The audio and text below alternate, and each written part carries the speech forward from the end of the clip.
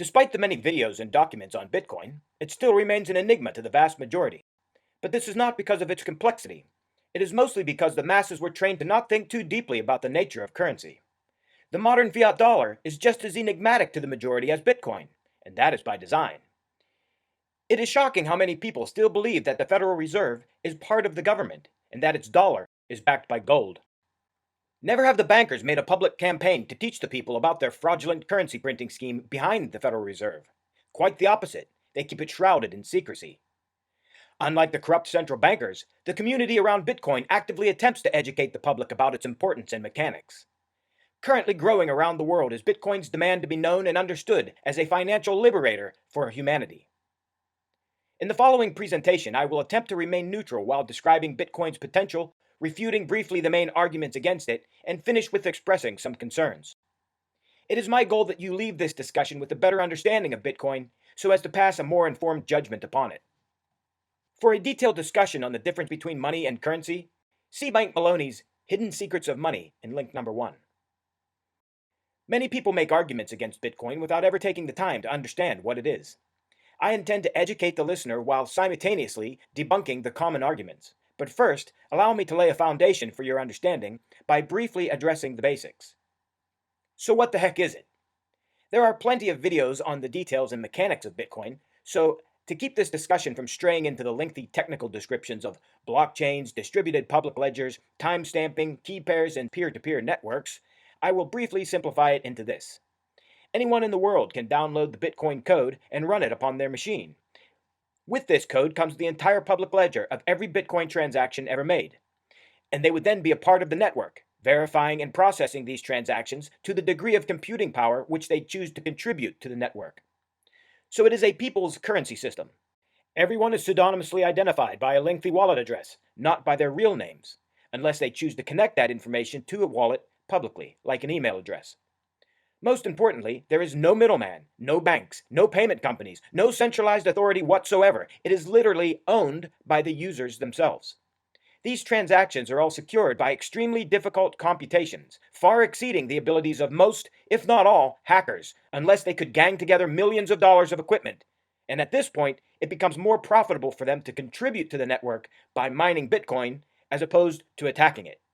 Currently, these mining facilities have evolved into massive data processing centers all across the globe, far removed from the days when Bitcoin was mined on a personal computer. Now that is a very simplified description. Please visit the Nakamoto Institute for more technical details in link number 2. The many questions and arguments on Bitcoin do not come in any specific order, but I will attempt to chain them together in a logical progression to aid in your understanding. To do this, let us imagine a discussion with a skeptic named Tom. After hearing these basics, our doubting Tom voices his first concern.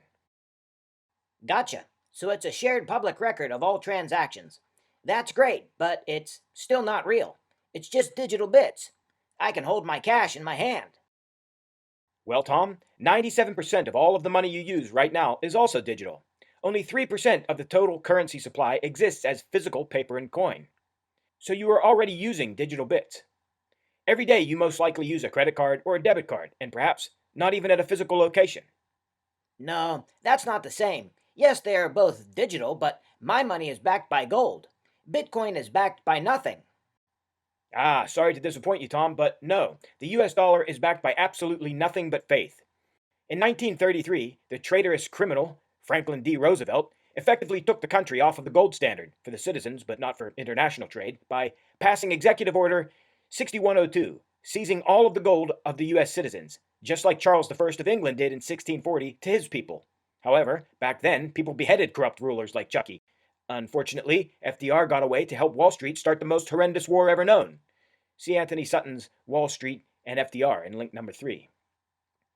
After that war, in 1944, the Bretton Woods Agreement was signed, creating the corrupt IMF and World Bank and funneling nearly all of the confiscated gold out of the U.S., so that in 1971, Nixon, fearing there was hardly any gold left, ended completely the 1944 Bretton Woods Agreement by disallowing any conversion whatsoever of the dollar to gold, making the dollar 100% fiat currency. Fiat literally means let there be, such as fiat lux, let there be light. But more commonly it means out of nothing. So the Fed prints notes out of nothing and backed by nothing just like counterfeiters do. I have a hard time believing that. Who would use money that isn't backed by anything? Well, Tom, it is a currency, not a money, but I agree, who would use something that is backed by nothing? But surprisingly, there have been many fiat currencies that were not backed by anything but blind faith for centuries now. I am sure your school left out those important events of American history and the difference between currency and money. The value of real money comes from the work energy represented by it, such as gold reflects its mining, refining, transportation, and storage energy, the degree of labor expended to manifest that present form. So basically, money directly represents real labor completed. Currency represents only a promise of that real labor sometime in the future. One is credit, the other is a debt. One exists in nature, the other does not yet exist. The promise of a currency, whether backed or not, can and has often been broken, leaving the holder with a worthless paper note. Bitcoin is not a promise, it has scarcity and also represents work energy completed, just like gold. An interesting example of real money is wampum, the shells that the Native Americans used as money. The shells initially had little value of their own, and nowhere was there a storehouse of some one good backing the shells. However, the shells were not easy to get. A journey to the shore had to be taken, and the shells then carried many miles back inland, and then laboriously cut and strung together in various lengths. So they gained important qualities: scarcity and a representation of work energy. That is until the colonists began to mass produce it with modern tools, destroying its scarcity and proper representation of work energy. The same also happened when the Romans began debasing the metals of their currency to make more of them. They thereby destroyed its scarcity and its fair representation of the work energy, and the value of the currency then plummeted. This very same debasement exists in fiat currency, but is concealed under the term inflation, where the central banks can print new money without limit. Unlike all of these, Bitcoin cannot be debased. But let's not get bogged down here, Tom. It is a broad subject, and there are already numerous books upon it, such as The Origins of Money by Carl Menger and Banking, Currency, and the Money Trust by Congressman Lindberg, in links number 4 and 5. Okay, I basically follow you. Maybe I will read those books, but honestly, buddy, I really don't care, as long as when I hand it to the grocer and he gives me food. Exactly. That is the faith that I am talking about. And that carelessness is what has allowed the central banks of the world to print endless amounts of currency to their benefit in secret. Every dollar they create steals value from the existing ones, so they are robbing the earth in secret. But with Bitcoin, there is no way for them to do that, even if you don't care. They cannot counterfeit or debase or work in secret. Thus, it ends their global theft machine. You should watch this video to understand that machine in detail. Hidden Secrets of Money, Episode 4, in link number 6. Okay, maybe I will watch it sometime, but whether you are right or wrong, it really doesn't matter, because if the power goes out, what good is your Bitcoin? Poof, it's gone.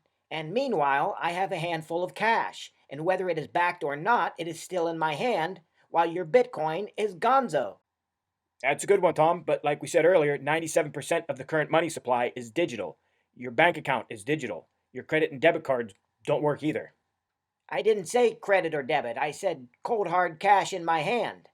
Well, Bitcoin does in fact have a cold hard cash version, often called a paper wallet, where a fixed amount of Bitcoin is encoded onto a piece of paper, and that piece of paper can be traded offline just like a dollar bill is.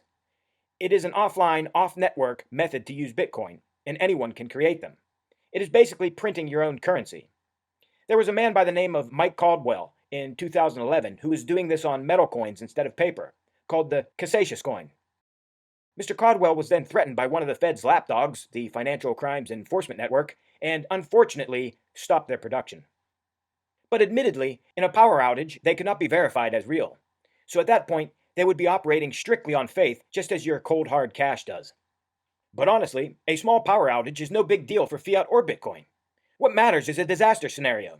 And at that point, nobody will want fiat or Bitcoin. They will want food, shelter, water. So in that scenario, food, water, perhaps even bullets, would be the dominant currencies. It is important to note, living in a fully off-grid community would lessen the effects of these scenarios. Okay, let's just call it a draw. You can keep your Bitcoin and I will keep my bread. I'll be honest, I never heard of the paper wallets and hashishish coins, but seriously, man, this is all too complex. I never in my life had to think about cash like this. And that is another way they got control of the system. They made it easy for everyone. You have to put forth a bit more effort and responsibility to be your own bank, Tom. That is why this changes everything. Yes, it is going to force you to be more responsible and exert a bit more effort, but the result is global liberation from financial tyrants who have impoverished the globe. The abundance that will arise will be tremendous, as it thwarts all of their numerous schemes of artificial scarcity. See link number 7 for a list of books you should read to understand how large of a fraud the people have been living under for over a century now since the Federal Reserve cartel usurped the United States. Jesus, man, I don't want to become an economist. Didn't you ever hear of keep it simple, stupid? Listen, my dollar is simply one, and it is always one. Real simple. Your Bitcoin is all over the place by tens of thousands of dollars. You people are out of your skulls. Come on, Tom, going through life not knowing basic economics is like going through life not knowing basic math. With the fiat dollar you have now, the central bank can inflate and deflate the money supply without limit. There is only so much wealth, and each dollar represents a portion of that wealth. You cannot change the amount of wealth by issuing more dollars.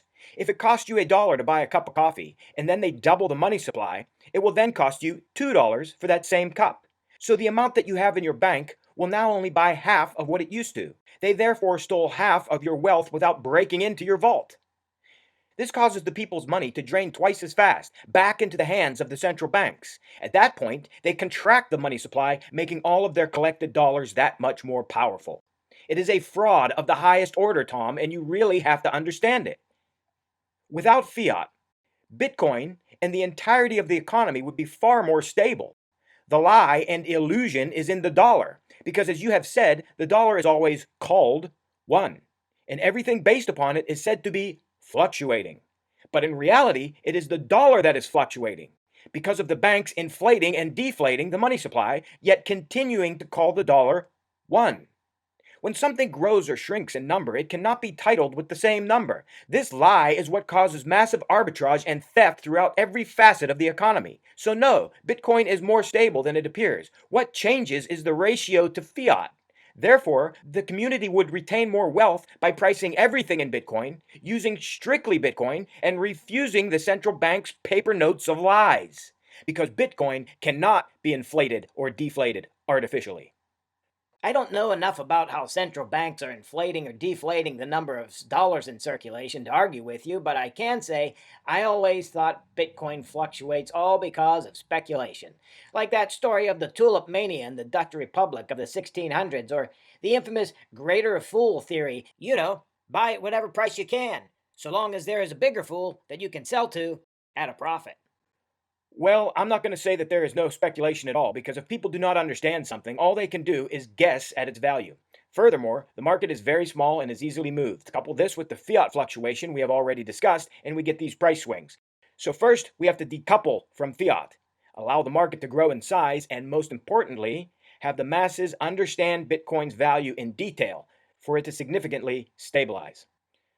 So let me try to outline the true value of Bitcoin. Imagine a vault that has $1 billion of wealth locked inside it and only has one key. It could reasonably be said that this key is worth $1 billion. And if there were two keys, then each one would be worth $500 million, etc. The Bitcoin network is basically a vault storing the amount of wealth that the users collectively place into it. And each single Bitcoin is a key. There are only 21 million Bitcoin that will ever exist, thus 21 million keys. Therefore, the more people who place wealth into the vault, the more each key will be worth. And instead of trading the wealth in the vault, the people can trade the keys. By vault, I obviously mean a digital one, no different than your digital bank account ledger. Simply a record of where digital bits are and who has access to them. But better than your bank's network, because the Bitcoin network is far more secure and owned by no one. You literally are your own bank. I don't know, man. Something this complex has got to be a scam. Like a Ponzi scheme, paying all the holders with the money of the new buyers. Tom, you are already using the biggest Ponzi scheme of the century. When the fiat dollar is given to the local banks, they can legally lend this money out to the public on fractional reserve, meaning they can write notes for more cash than they actually have, only being required to have a fraction of the amount that they are actually lending, initiating a huge pyramid of issuance. Let me quote economist Murray Rothbard. Quote, It should be clear that modern fractional reserve banking is a shell game, a Ponzi scheme, a fraud in which fake warehouse receipts are issued and circulate as equivalent to the cash supposedly represented by the receipts. End quote. You should read his book, Mystery of Banking, in link number 8. He outlines the central banking fraud in great detail. It will help you understand how important Bitcoin is. Banking a Ponzi? You're out of your mind. They're a legitimate business. Nothing modern banks do is legitimate. They print cash out of nothing and then lend out more than they even printed. It is a counterfeit upon a counterfeit, and their only product is debt. They trade you their fake paper for your real work energy, plus interest. You call any of that legitimate? I have a hard time buying any of that. But either way, Bitcoin isn't a legitimate business either. Well, Bitcoin isn't even a business. It is simply a network that anyone on Earth can contribute to. But if you want to think of it in light of a business, then Bitcoin's service would be secure value transfer, pseudonymity, and secure value storage with no central authority or middleman. That is what you would be investing in.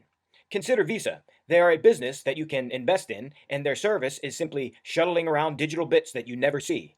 So is Visa a Ponzi? Bitcoin not only shuttles bits around, but it does so in a much more secure way, doubles as your bank, with absolutely no one to answer to or get in the way of your transactions, no plastic cards or ATMs needed, and not even bank wires. So to put money into Bitcoin is not investing in the same way as stocks. It is far more dynamic. It would be more in line with simultaneous ownership of and participation in a global co-op bank. And in that light, since Bitcoin gives you the ability to be your own bank, it also allows you to make loans either directly or through various services to make additional profits through a variety of decentralized finance, or DeFi for short. So, no, Bitcoin is not a Ponzi. Central banking is the Ponzi. I'll give you one thing, pal. You really thought this through. You're either a career salesman or a straight up con artist. I'm beginning to understand why Bitcoin is used by criminals. Tom, in this whole conversation, I have been trying to show you who the real con artists and criminals are. It is the central banks. But I will entertain your accusation.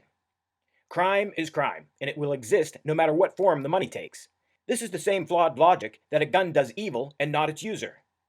A 2020 report by Elliptic, a cryptocurrency compliance firm, found that illicit activity accounts for less than 1% of all cryptocurrency transactions. What few analyze is what is being considered crime. In regards to Bitcoin, it is usually money laundering and drugs. And to shock you to the core, neither of them should be crimes, whether done in Bitcoin or fiat dollars. Money laundering is predominantly a slanderous term given to any person who refuses to get robbed by the criminal banking cartel. And yes, the IRS is a tendril of the central banks. The real criminals are the central banks and their alphabet agencies who masquerade under the guise of righteous nobles while they are quite the opposite, robbing you blind at every turn. If not with their fake money, they force you by threat of stealing even more of your property to pay their taxes. Slaves pay taxes. Free men do not. The conquered pay tribute. Conquerors do not. Sadly, you are a conquered slave, Tom, and you refuse to realize it. Instead, you defend your captors like the prisoners of Stockholm. Basically, anyone paying money to a corrupt government is guilty of funding criminals. I was the CIA director. We lied, we cheated, we stole. It was like we had entire training courses. Much of that money that you send them is wasted on outrageous ditch digging and filling projects, or simply outright lost to line the pockets of these lying criminals that you defend.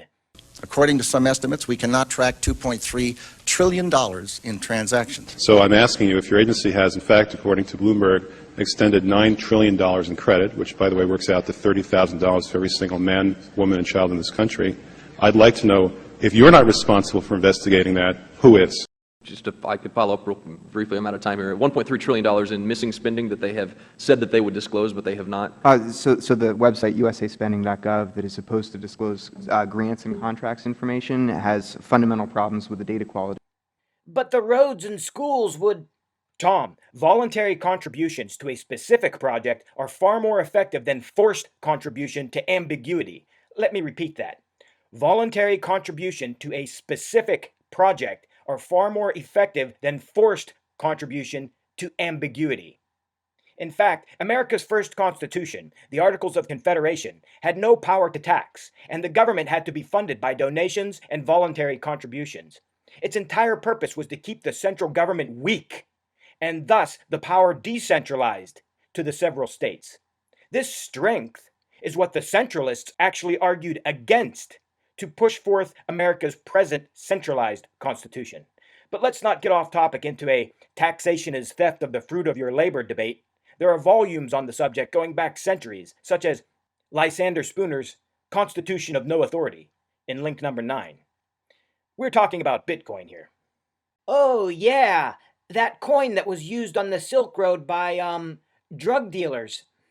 As I already said, crime is crime. It will exist no matter what form the money takes. If Bitcoin didn't exist, the Silk Road would have found something else to use. Your fiat dollar is used for illicit activity far more than Bitcoin is, as it is far more difficult to track than Bitcoin.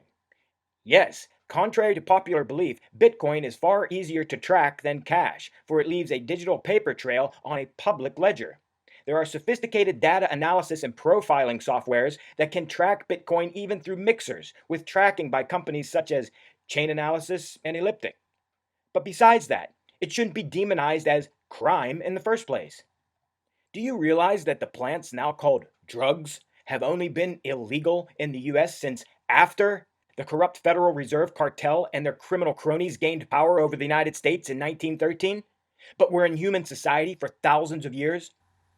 In early America, cocaine and opium, in the form of laudanum, could be purchased right from your local pharmacist.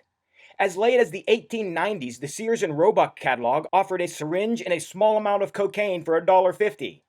And as late as 1915, Frank S. Betts Medical Supply Company advertised a 16-ounce tincture of opium for $2.90. And cocaine was not fully removed from good old Coca-Cola all the way up until 1929. It is also important to not forget that Britain's East India monopoly made its vast fortunes on their opium trade with China by addicting millions of Chinese to opium. They twice sent the Royal Navy to enforce this opium addiction on China, to the point of causing war, in which they seized the island of Hong Kong in 1841. And what was their reason? To protect free trade. So think about it. The Queen of England was a global dope pusher. And that is how she studded her crown. So don't ever forget that when these hypocrites give you that pretentious look of superiority and try to tell you what you cannot do. Do you need me to bring it a bit closer to home for you? How about America's first multi-millionaire, John Jacob Astor? He also made his fortune from the opium trade. Or how about Warren Delano, grandfather of trader Franklin Delano Roosevelt? He too made millions from the opium trade, even calling it a fair, honorable, and legitimate trade. Now, who do you think wants these substances illegal? These dealers do, to keep competition stifled and maintain their monopoly in exorbitant prices. Yes, prohibition merely maintains a criminal monopoly. Never has it stopped drugs, else China then, and America now, would not have epidemics. And when you make it legal, competition increases and prices drop, and there is less of a profit incentive to poison a nation or corrupt its justice system. Am I defending drug use? Absolutely not. I am defending the free market and its self-correcting mechanisms. If you want to drink poison, it is your right to do so. A free market is a free market. No one has the right to say what can and cannot be traded in the guise of protecting the innocent, especially when there is ample proof that it stops absolutely nothing and often makes the situation worse and turns criminals into royalty who then try to tell others not to do what they themselves have built their empires on.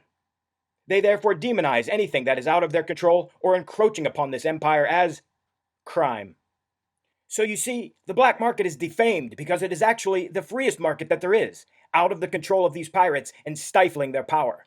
And our present overly regulated, slanted table that we now call the market is the only abomination truly worthy of the title of black market. Hong Kong captured in a drug war, Roosevelt's grandfather an opium smuggler. Now I know you are crazy. I never learned any of that in school or saw it on the news. You are one of those tinfoil hat conspiracy theorists, aren't you? Well, if you want to ignore history and the fact that the people you take orders from are the real criminals while demonizing the Bitcoiners who are trying to liberate you, all I can say is perhaps read up on the opium wars and decide for yourself. Jesus, man, I don't have the time to get a master's in history just to use my cash. I get it, the politicians and laws are corrupt. That's old news, man. No one's ever going to change it. Bitcoin and the clear awareness of the financial system certainly can. The only thing that Bitcoin is going to do if everyone starts using it is waste all the Earth's energy. I hear it takes about as much power as Las Vegas to power the network already. You see this dollar? I can guarantee it doesn't take that much energy to print it. I am so glad you finally brought this up. This is one of the most misunderstood aspects of Bitcoin. You will probably be surprised that I agree that Bitcoin uses a lot of energy. This energy is consumed in the creation of a new block of transactions. To describe it briefly and basically, every block is unique, with a unique data signature. Thus, the hash of that block is also unique. However, in the Bitcoin proof of work, the final hash must have a predetermined amount of leading zeros. This is achieved by adding an unknown number to the unique data signature over and over again until the final hash has the specified amount of leading zeros. And then it is considered mined. This brute force guessing can take over a quintillion attempts before it finds the input, which when hashed together equals the specific target configuration. This activity is what secures the ledger, because very few hackers will ever have the computing power to disrupt this process. And if they do, it is more profitable for them to simply use it to mine bitcoins. So this energy is security, like all the security equipment and employees of the banking industry.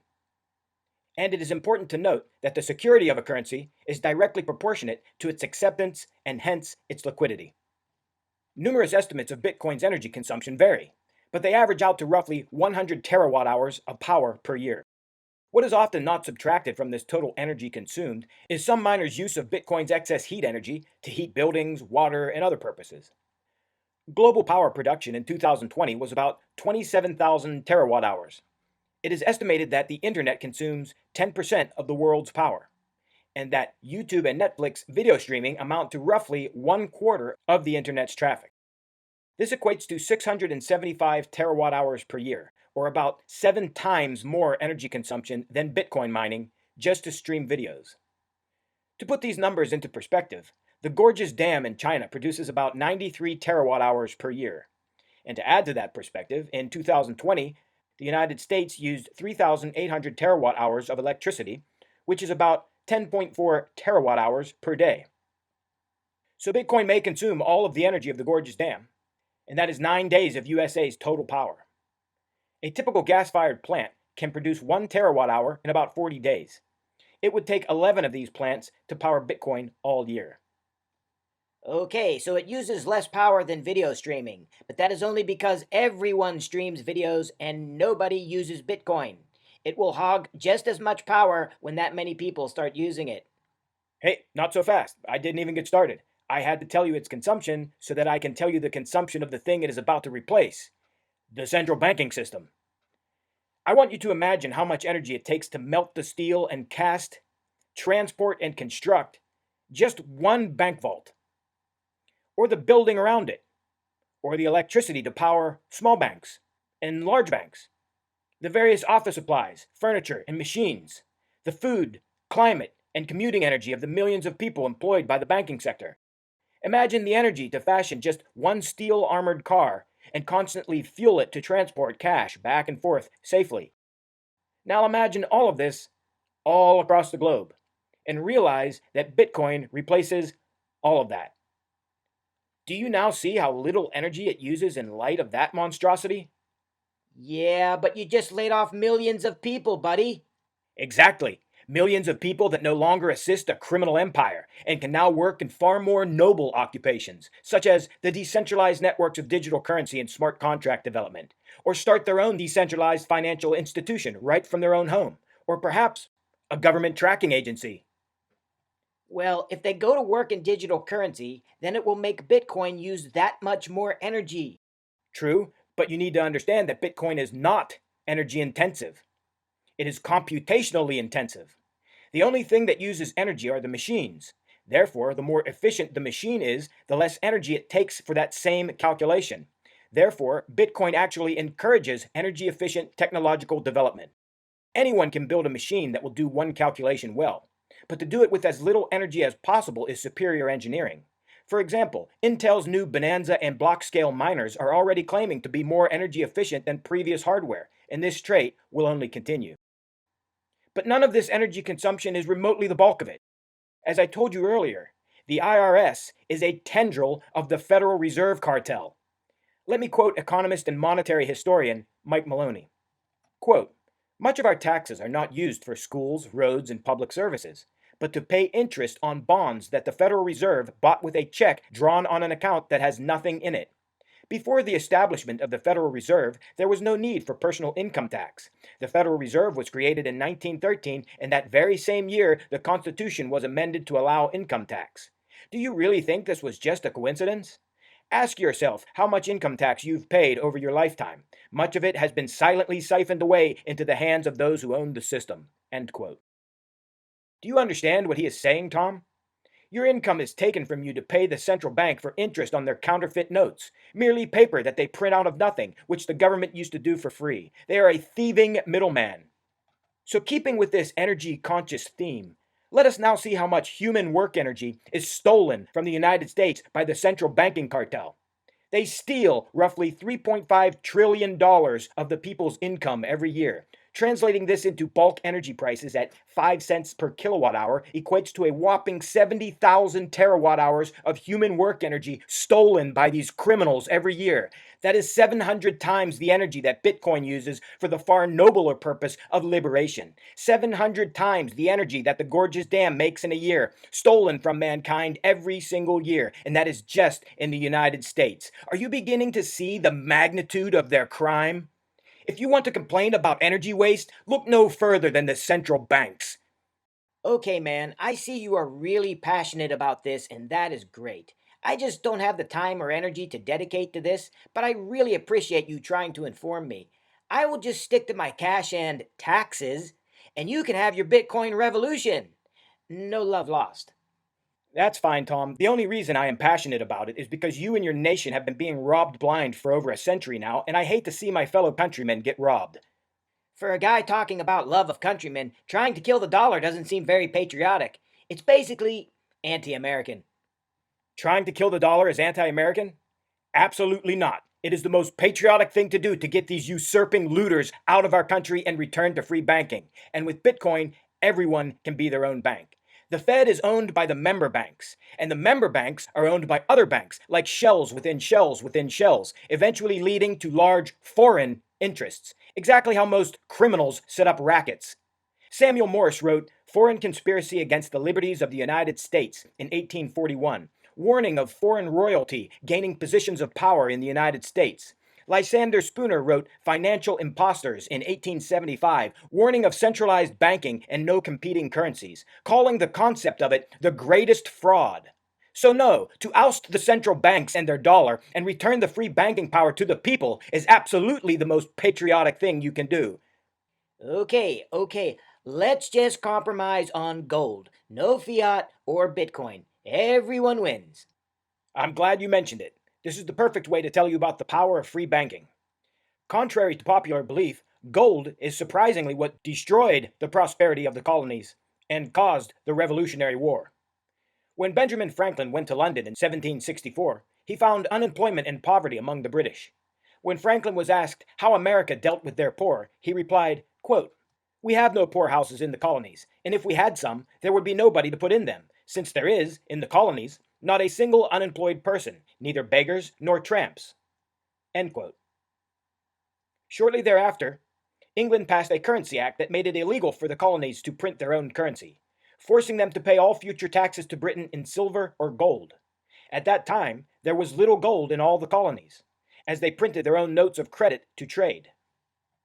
So scarcely 1 year after England's currency ban, the colonies mirrored England in unemployment. Franklin stated, quote, "The colonies would have gladly borne the little tax on tea and other matters, had it not been that England took away from the colonies their money, which created unemployment and dissatisfaction." End quote.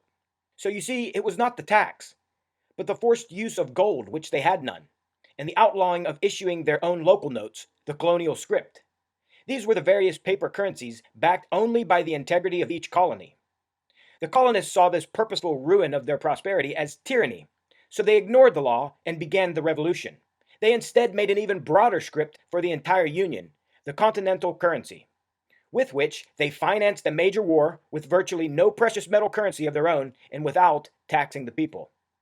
This is Bitcoin. To this day, these notes are demonized as a failed system, but few mention the true cause of the devaluation of these notes. The British began to counterfeit these notes on a massive scale.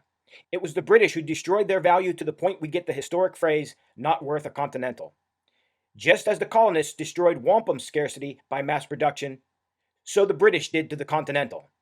However, Bitcoin is immune to this counterfeiting. And here's another example. Let's return to the Opium Wars. Britain got its opium from India. Before British rule, the peasants in India paid local taxes to Indian rulers with a percentage of their crop, literally the commodity itself, not any currency. If they grew nothing, they paid nothing. When Britain took over Bengal in 1757, they charged the peasants a fixed rent, only payable in silver, which they had none.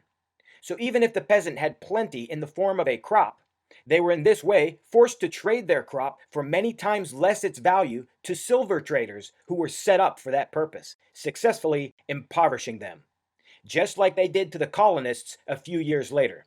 So you see, there is nothing directly wrong with gold or shells as a medium of trade. What is wrong is forcing someone to use a commodity money system that is cornered by others. Bitcoin is accessible and issuable by all. It is important to understand that a currency, whatever its form, has no value. It merely represents value and facilitates trade of that value. Only commodities and services have value. Commodities cannot manifest without work energy, and a service is directly work energy. So at the root of all value is work energy, whether physical or mental. This work energy is commonly called labor. Thus, this is why commodities and services are fruits of labor. Therefore, a currency need only be backed by work energy, as it is the common root behind all value. And that is exactly what private scrip is. A note that represents a promise to exert an amount of labor to manifest a certain thing. So now I hope it is clear to you that there are two types of fiat currency.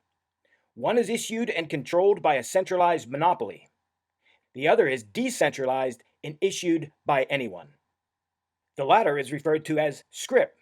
Physical scrip, also called localized or regional currency, works by knowing well the people you are dealing with. As with any upstanding individual in a community, it is often commonplace to say, "Your credit is good with me." Numerous forms and types of scrip currency have existed, from the successful colonial scrip issued by whole colonies to those issued by municipalities, businesses, and even individuals, all backed only by their integrity and convertibility into the labor they offer in return in the form of their goods and services. For example, in the Great Depression, the people, with no money because of the central bank monopoly contracting the supply of money, gathered at the taverns and began writing promises to work for each other in front of the entire tavern as witness. This tavern money was backed only by the integrity of the people and reinforced by their respect in the community. This is the simplest form of free banking, and it returned prosperity to many communities. Bitcoin is the digital version of scrip. True free banking is decentralized. Its entire focus is bottom-up, making the immediate locality the primary focus and all else secondary. Central banking is top-down, the corrupt first, and the entire world secondary. Scrip is supposed to predominantly stay in its community. The flawed argument against it, that it has no liquidity outside its region, is directly contrary to its intended function. Bitcoin will be more like a national scrip, like the Continental was meant to be, and altcoins will be issued by smaller communities, both allowing people to be their own bank, but with their once small physical regions magnified by the borderless nature of cyberspace.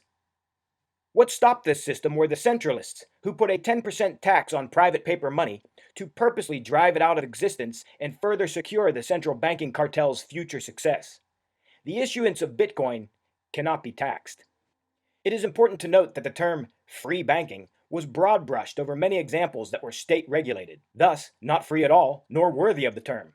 Furthermore, Murray Rothbard stressed that the success of free banking lay in its successful redemption of the issued notes, but limits it to coin in Mystery of Banking. And Lysander Spooner also stresses the importance of redemption, but describes a much broader base, as I have, in his What is a Dollar? Thus, the pricing of real commodities and services in Bitcoin is absolutely critical to its success, and this cannot be overstressed. Are you starting to see the power behind the "End the Fed" slogan? Okay, buddy, this is getting too heavy for me. I don't want to be a bank, man. And you just keep going further down this crazy rabbit hole, so I think this is where we have to part ways. Good luck with your revolution, pal. Hey, I understand, Tom. Sincere thanks for listening. And with that, our skeptic returns to the realm of the central banking cartel. Oh well, yet another lost to the dark side. Now, for those of you who are still here, I will close this first half with an important note on free banking. As the Bitcoin maximalists will agree, there is Bitcoin and then there are altcoins. Right now, there are over 18,000 altcoins, and probably 99% of them are weak. However, in the light of the free banking I have already described, everyone should be allowed to issue tokens for their own goods, services, and company, regardless of how strong or trustworthy they are. This is true liberty. The strong will rise to the top, and few they will be. Allow the free market to govern. For the Bitcoin maxis who are starting to rage out, here is a post by Hal Finney on December 10th, 2010, in a thread called BitDNS and Generalizing Bitcoin. Quote Hal Finney: Satoshi, are you endorsing the idea that additional blockchains would each create their own flavor of coins, which would then trade with Bitcoins on exchanges? These chain-specific coins would be used to reward miners on those chains and to purchase some kinds of rights or privileges within the domain of that chain? End quote. Reply by Satoshi. Quote, right, the exchange rate between domains and Bitcoins would float. End quote. I'm quoting just that. The link to the rest of the discussion is in the description. See link number 10. You see, Satoshi and Finney actually predicted altcoins, so perhaps consider curbing the rage against them a bit. And think of them in light of what we have already discussed. All of these digital tokens are exactly what the private currency of the early 1800s was, when over 8,000 different currencies were printed and circulating. No different from the crypto market today. Solid notes traded well, poor ones went bust and their paper became worthless, just like the rug pull tokens we know today. But do not so easily forget the ones that created prosperity. This is simply history repeating itself. In 1875, Lysander Spooner championed competing currencies in detail in his 2 Treaties on Competitive Currency and Banking. See link number 11. Consider also reading up on private currency, free banking, and scrip, and help guide the development of this system before the centralists ruin it all again. And that, dear listener, ends the first part of this discussion, and my positive support for Bitcoin. The following section shall outline some present and future concerns. Part 2. As outlined in Part 1, Bitcoin is a revolution capable of returning the power back to the people and ending the central banking cartel, as well as the many parts of the government which it has corrupted. To do this, it must not fail where its non-digital counterparts of the past have, while simultaneously exploiting all weaknesses of the central monopolists. Hence, of primary importance would be maximum decentralization, privacy to the citizen, and transparency for any government. These are the natural traits of a node-based blockchain, as the nodes are decentralized, the ledger is publicly transparent, and the wallets are pseudonymous. But this can be easily corrupted, and that corruption is already well underway. This second part shall bring these areas to your attention and present some options. The first area of concern is the growing assault on privacy, which is contrary to crypto. The way our current corrupt surveillance system works is transparency for the citizens and secrecy for the government. This is exactly the opposite of a free nation, whose government is a servant of the people. For what servant may hide from its master without being relieved of duty? To this day, much of the government remains shrouded in secrecy on every front, allowing outrageous spending and ambiguity, forcing all government activity to be moved onto transparent public ledgers, such as Bitcoin, which streamlines scrutiny of government spending and project funding, coupled with the aid of public project tracking applications, which would reveal to the public any suspect government spending instantly. This would eventually expose the many departments of the government as the unnecessary capital-wasting siphons that they are, and begin its overdue downsizing, reining it back into its rightful position as servant. Thus, the only place that the invasive practice of KYC is acceptable is for public servants such as governments. The word crypto means hidden.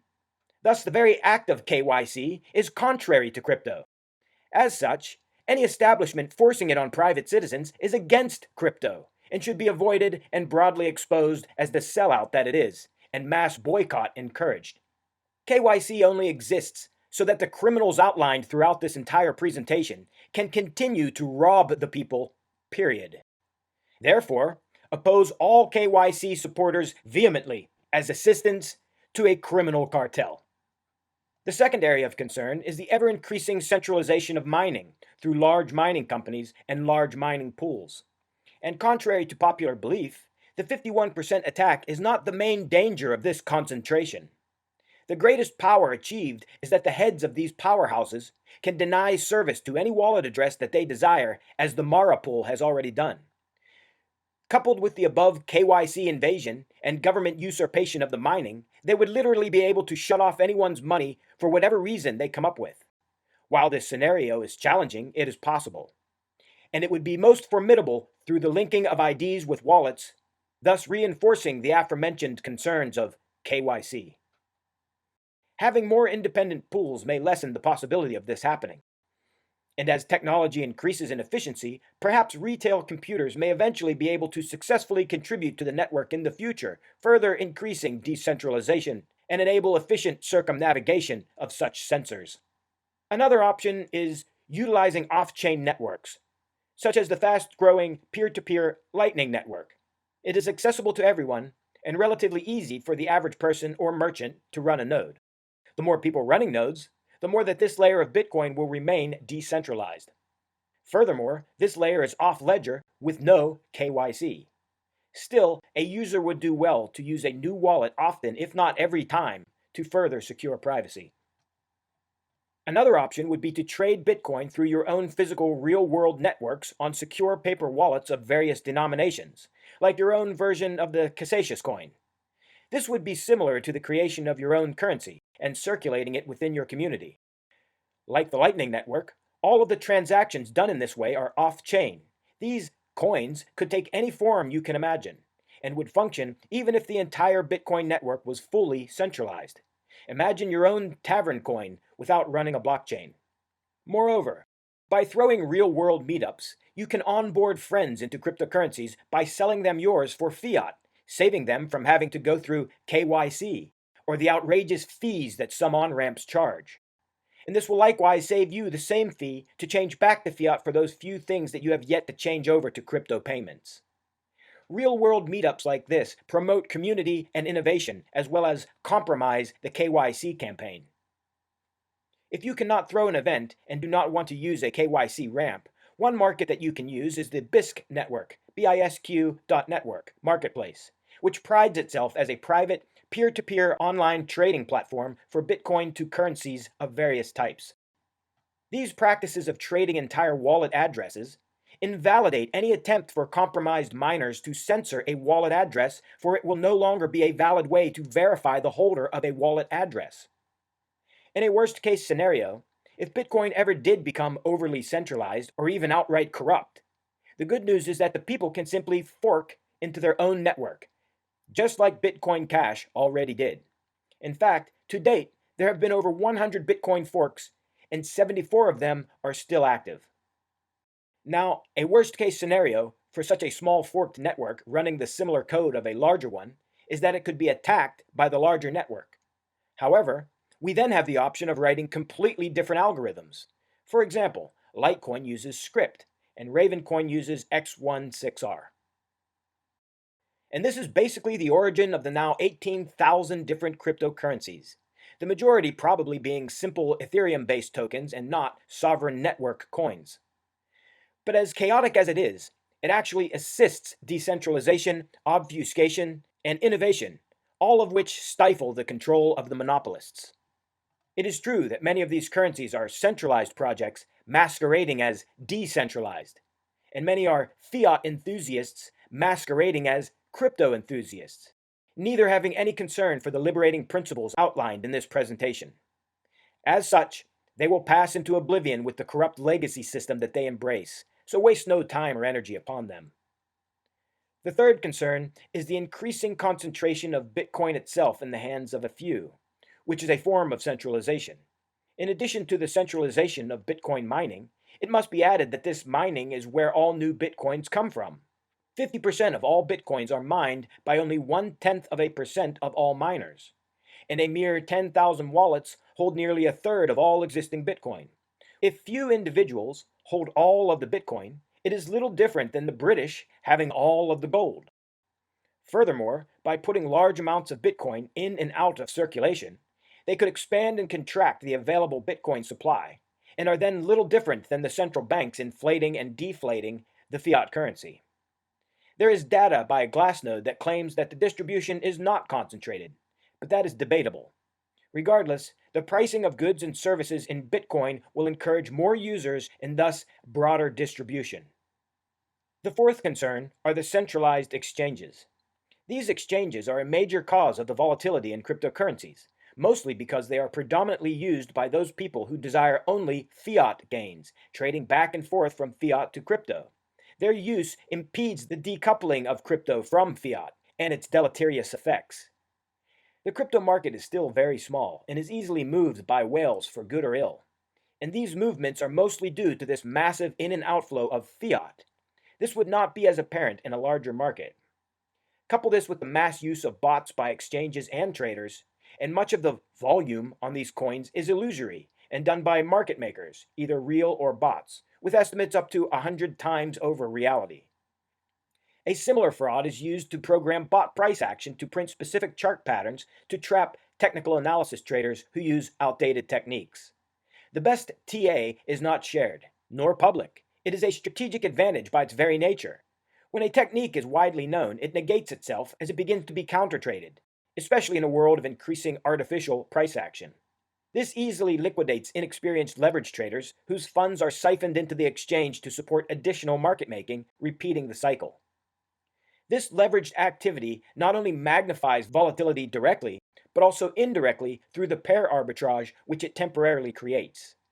This creates liquidation cascades, dropping prices across the entire market, to the advantage of the exchange who can immediately buy up the collapsed prices. Supporting this practice are the many types of liquidity and staking pools boasting the offering of loans. Often, these so-called loans are being lent out to leverage traders.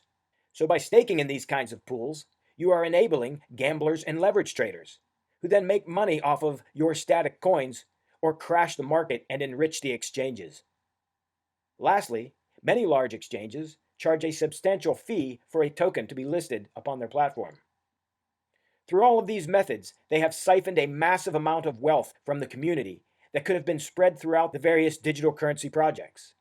This is illustrated in their multi-billion-dollar valuations and the ability to pay thousands of employees, all the while assisting the monopolists to KYC and further rob their users. The increased use of true decentralized exchanges offers a solution to this. A true decentralized exchange is order book based and runs directly off of your own hardware, such as Komodo's atomic DEX, arguably the truest form of DEX currently available. The biggest drawback with this method is the low volume, but that is because there are few currently using it. The more people who begin to use these methods, the larger the volume will become. Note, this does not include automated market maker swap dApps for reasons too extensive to outline here. See link number 12 for a detailed discussion on their shortcomings. I have no problem with any of this trading if it excluded fiat. Until then, I just hope that experienced traders will weaponize their skill against centralized projects and fiat enthusiasts, and place their profit into decentralized pro-liberty projects, and stake their excess with platforms that offer real-world loans to people who need to improve their lives. The last major concern is the coupling of crypto to fiat. Much of the volatility will be decreased, if not eliminated, by fully decoupling from fiat and pricing goods and services in Bitcoin. Few wish to do this because of the existing volatility, which in turn is mostly caused by the fiat coupling. This creates a circle of stagnation. Therefore, a catalyst needs to be introduced to break the cycle. The biggest connection to fiat is the aforementioned trading, predominantly done by individuals who have no real desire for the success of digital currencies. This fiat trading is all done through stable coins. As we have already noted, with its artificial inflation and deflation, fiat is far from stable, so any coin pegged to fiat should not be called stable. They are stable cons, not stable coins. The stable coin of the digital currency world should be a verified fixed amount of energy. Bitcoin is not an energy generator. It is an energy consumer. Furthermore, it is not energy stable. It is energy inflationary. as it consumes more energy per Bitcoin as the network grows and difficulty increases, so it cannot be used as the stable energy coin. However, a pound of 87 octane gasoline is always 19,000 BTU when burned. This type of stability is what the energy coin will be based upon. A device that has generated and stored 1 kilowatt hour of power, now available for distribution, mints a coin that represents that available power. Pegging the crypto market to a coin such as this, as opposed to fiat coins, will bring greater stability to prices and numerous environmental and individual advantages. This is a lengthy topic, therefore I will outline this future stablecoin in detail in my next presentation. So let us continue. The futurist Buckminster Fuller believed that wealth isn't the gold of pirates. Wealth is energy. He also believed that our current money would eventually be replaced with a new money, a money made of energy by energy. And much earlier, Henry Ford proposed building the world's largest power plant to be the foundation of an energy currency. On December 4th, 1921, he said to the New York Tribune, quote, "The essential evil of gold in its relation to war is the fact that it can be controlled. Break the control and you stop war. And the simple way to break the control of these international bankers, the way to end their exploitation of humanity forever, is to remove gold as the basis for the currency of the world." End quote. So you see, none of these ideas are new. Over 100 years ago, in one paragraph, Mr. Ford sums up every topic which this discussion endeavored to bring to your full attention. As much as we have discussed, this is only the beginning. Bitcoin and digital currencies have a long road of constant improvement ahead of them. As revolutionary as Bitcoin is now, no tech is perfect. It must constantly evolve. This struggle for evolution is what already caused the arguments which resulted in over 100 forks of Bitcoin. This may raise a question in the listener's mind. Then which Bitcoin is the real Bitcoin? Or are they all the real Bitcoin? Or is Bitcoin able to have numerous varieties of itself working in harmony? That is a rather hot debate that I will leave up to you to decide. My personal opinion is that diversity is strength. To summarize this presentation, a community that has prosperity can be impoverished by forcing them to use a currency system based on a commodity which they do not have or control. It was shown that the root of all value is work energy, and it is clear that all humans have an abundance of it in the form of labor. Allowing people to issue their own coins, representing their work energy in the form of goods and services, by whatever means, should be encouraged. Pegging the prices of these coins to an energy-based stablecoin will give them a fair value representation, free from the fluctuations of fiat. Then coupling Bitcoin to the energy stablecoin will achieve a market free from fiat and fully priced in Bitcoin, representing the energy consumption and generation of the entire market. The most important thing I would like you to remember is the wampum of the Native Americans. Anyone could make it if they applied effort, and anyone would accept it from them depending on their respect in a community or the respect of the tribe that they represented. There was no central authority to forbid or permit its creation. This is how various private currencies functioned. Crypto is just the same. Every individual, community, project, business, or state can make their own digital ledger system, thus their own currency, and trade with each other without gold, without banks, without permission, and be truly prosperous based upon their merit in their community or the global community, like the American colonies were before the British restrictions ruined them. There does not have to be one system for all. That is the mind of the centralists. Have many systems, each honed to be efficient for its particular application and environment. The antithesis of the central monopolists is radical decentralization of all facets of society, returning power back to the individual. So instead of arguing and debating which system is better, each locality should simply implement their own socio-economic system in real-world practice and create a parallel economy. In this way, poor concepts will fail, and the best systems will naturally grow and succeed. No arguments needed. Digital currencies are simply history repeating itself, but this time, the new colonies are in cyberspace, and the regions of cyberspace are not hindered by physical limitations, as the early scripts were, exponentially increasing their potential. If you found this discussion helpful, Please share this with others who wish to understand digital currencies. And if you are able, I urge you to support the energy-based stablecoin project by donating Bitcoin to the address in the description section below. And while you are there, be sure to explore the many informative links included. Thank you for listening.